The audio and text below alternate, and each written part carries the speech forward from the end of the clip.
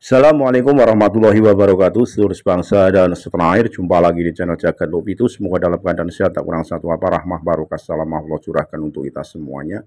Ini saya sampaikan sebuah berita yang sungguh dahsyat, di mana Ketua MUI Jakarta, DKI Jakarta kalau nggak salah, ini kita telusuri sebagai putra Kiai Haji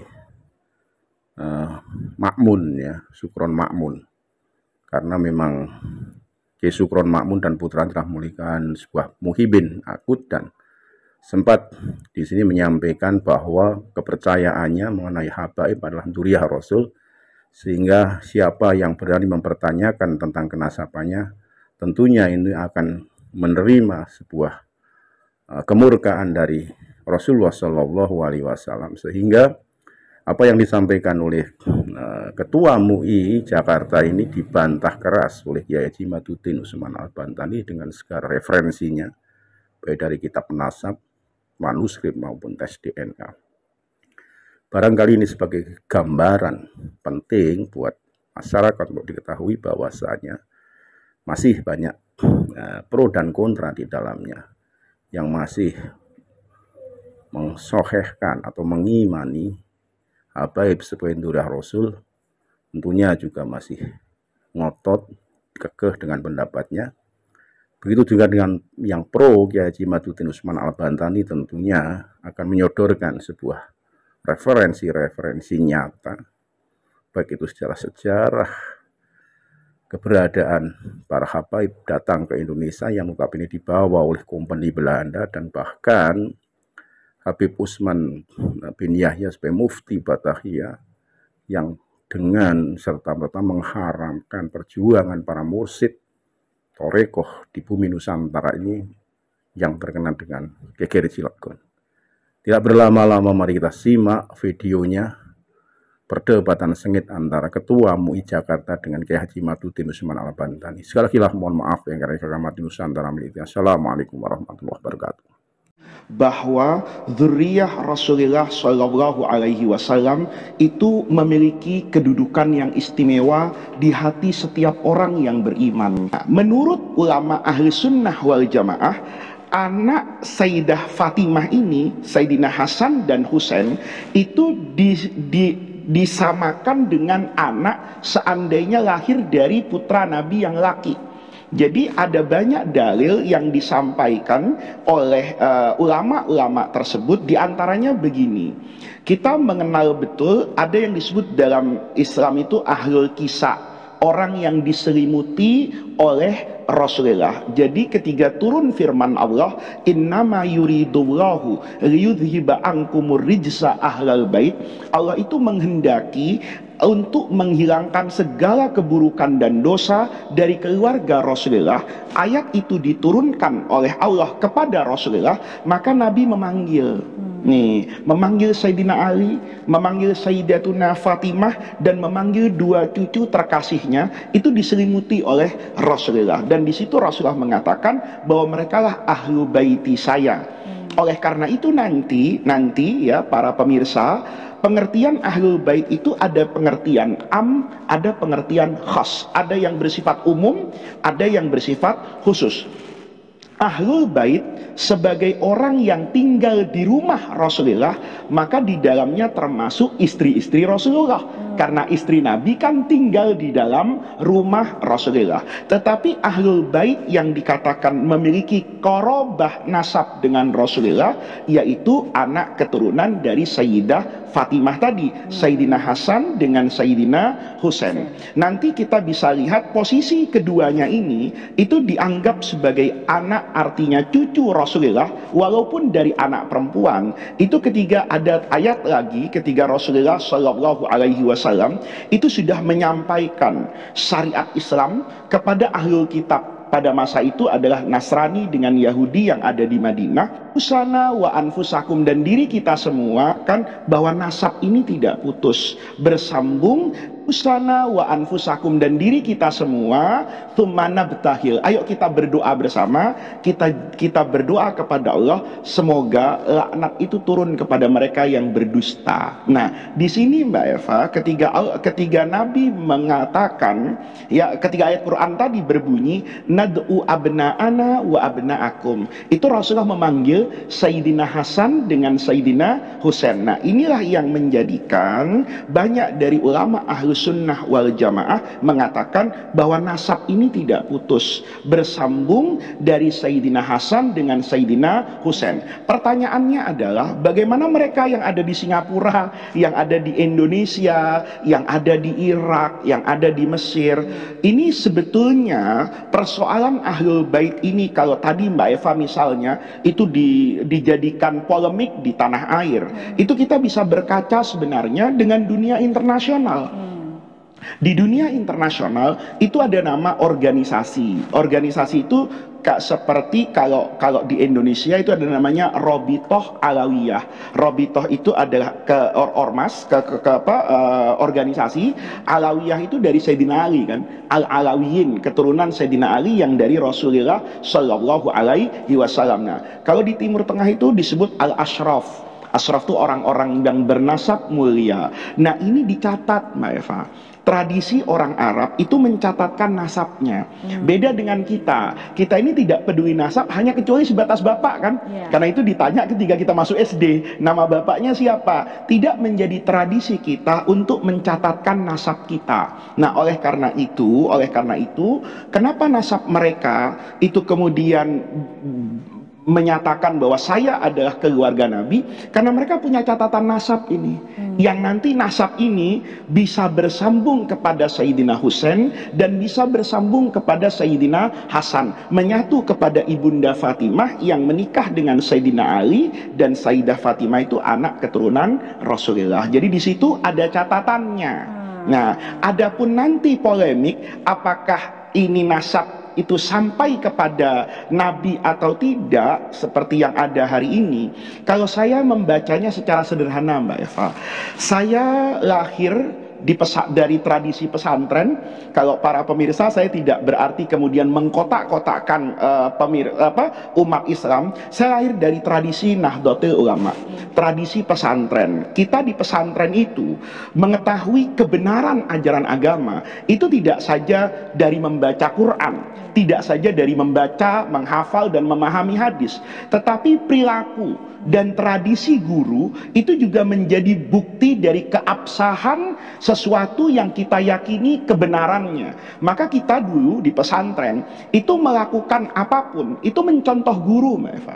Karena apa? Karena yang namanya Al-Quran itu tafsirnya banyak. Belum tentu ketika saya membaca satu bagian tafsir itu adalah tafsir yang benar.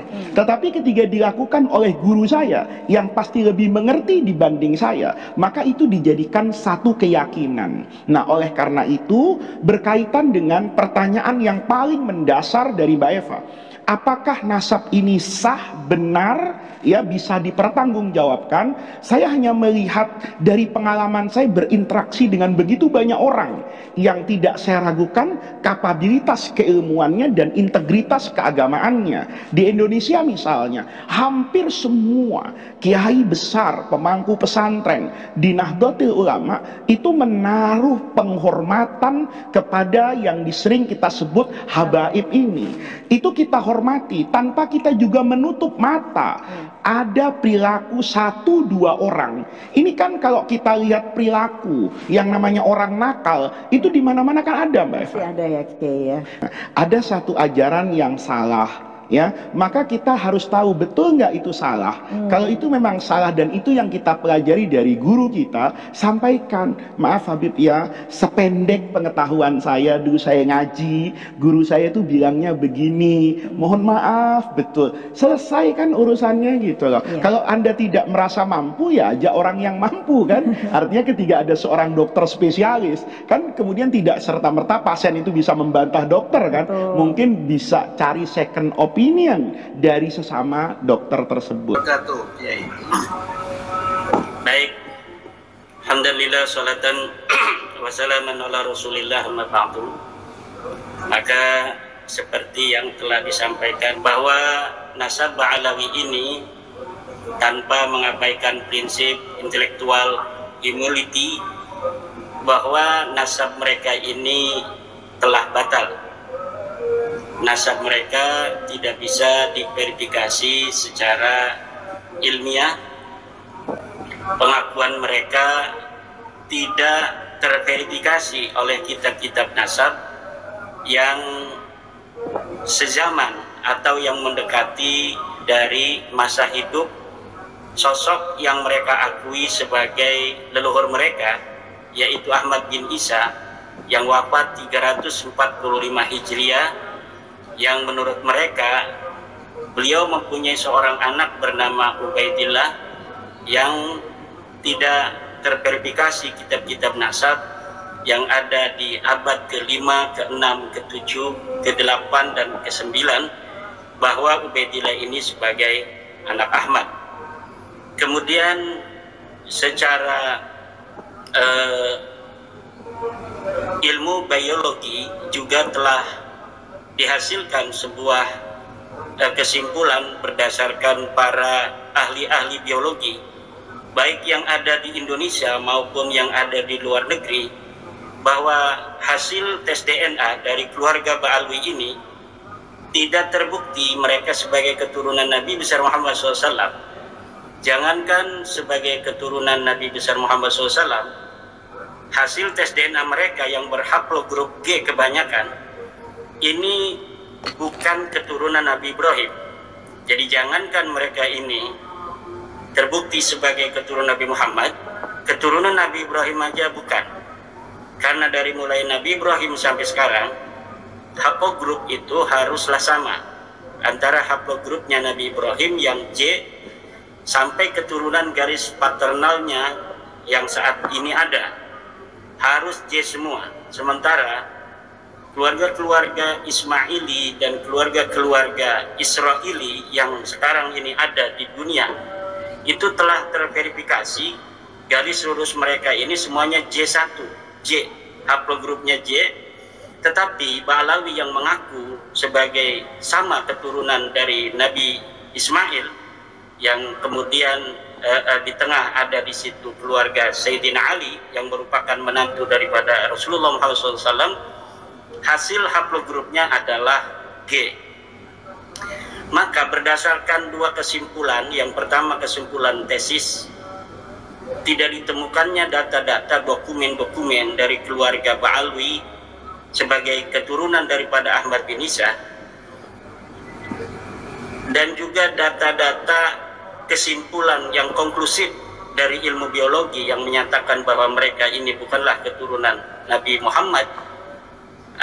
Dalam hal ini adalah keturunan Sayyidina Ali, karena Nabi Muhammad itu terpotong oleh Sayyidatuna Fatimah yang perempuan, tetapi Allah mentakdirkan bahwa Nabi Muhammad mempunyai menantu yang sepupu beliau, sehingga haplogrupnya antara Nabi Muhammad dan menantunya yaitu Sayyidina Ali sama, yaitu sama-sama keturunan daripada Abdul Muthalib, yang garis lurus ke atasnya adalah keturunan dari Nabi Ibrahim. Jadi yang hari ini mengaku sebagai keturunan daripada Nabi Muhammad SAW garis laki dari Sayyidina Hasan maupun Sayyidina Husain, ini harus mempunyai haplogrup yang sama dengan Nabi Ibrahim, dengan Sayyidina Husain, dengan Sayyidina Ali gitu. Sementara para kabib-kabib ini Ba'alawi dari Yaman juga dari Indonesia, dari Yaman itu sudah 180 orang yang tes DNA, yang bisa dicari di Papilitri DNA, atau dari penyedia jasa tes DNA yang bisa di open posting di internet, itu tidak terbukti, tidak ada dari Ba'alawi itu yang J1. Kemudian kalaulah pengakuan seorang yang miskin aja di rumah sakit memerlukan dokumen-dokumen, seorang yang mengaku miskin di rumah sakit itu harus ada akta kelahiran, harus ada kakak, harus ada tanda tangan RT, tanda tangan RW.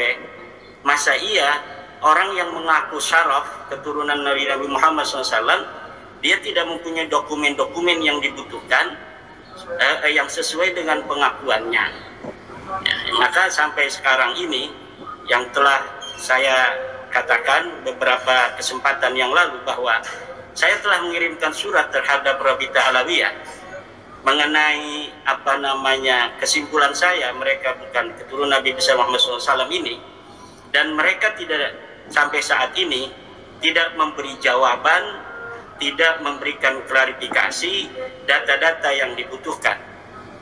Adanya adalah framing-framing bahwa siapa yang tidak percaya kepada nasab daripada Pak Alawi ini sebagai turun Nabi adalah termasuk orang-orang yang menyakiti Nabi Muhammad SAW. Bagaimana orang yang membuka nasab mulia Rasulullah Muhammad SAW dari tukhala, dari orang-orang yang mengaku keturunan Nabi padahal terbukti bukan, itu disebut tidak akan mendapat syafaat. Seharusnya proposisi itu dilontarkan untuk orang-orang yang hari ini mengaku keturunan Nabi besar Muhammad SAW tanpa bukti-bukti dokumen, tanpa bukti-bukti data-data sejarah yang dibutuhkan. Di mana dalam metode ilmiah kan kita mengenal harus ada fakta, harus ada objektif, harus konsisten, harus sistematis. Ini nasab Alawi yang hari ini terbangun itu sama sekali tidak berdasarkan fakta sejarah, fakta ilmiah, tidak objektif, karena pengakuan itu muncul dari keluarga mereka sendiri. Yang ketiga, tidak sistematis dan tidak konsisten. Kenapa tidak konsisten? Karena nasab mereka ini banyak berganti-ganti. Pertama mereka mengaku Al-Kazimi, kemudian mengaku sebagai Al-Uraidi. Jadi adanya ittirab. Ittirab itu perubahan silsilah dari Al-Ahdal yang dia adalah Al-Kazimi, kemudian berganti menjadi Al-Uraidi dari Ahmad bin Isa. Ini menunjukkan bahwa memang nasab ini nasab yang Dukhala, nasab-nasab susupan yang sengaja menyusup kepada keluarga mulia Nabi besar Muhammad SAW. Dan sayangnya banyak dari para ulama-ulama kita ini yang hari ini membaca nasab Ba'alawi itu hanya dari literasi Ba'alawi sendiri. Seperti kemarin Ustadz Abdul Somad yang ceramah dengan Bahar Smith mengatakan bahwa Ahmad bin Isa punya anak Ubaidillah. Itu Ustadz Abdul Somad tidak mengerti apa benar, mana buktinya bahwa Ahmad bin Isa itu mempunyai anak bernama Ubaidillah.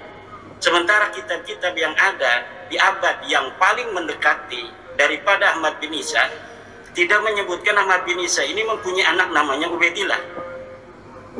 Kemudian Ustadz Abdul Somad juga mengatakan bahwa Ahmad bin Isa ini hijrah dari Irak menuju ke Hadramaut, Yaman. Ustadz Abdul Somad tidak tahu bahwa tidak ada satupun kitab-kitab sejarah yang mengatakan bahwa Ahmad bin Isa itu ada di Irak.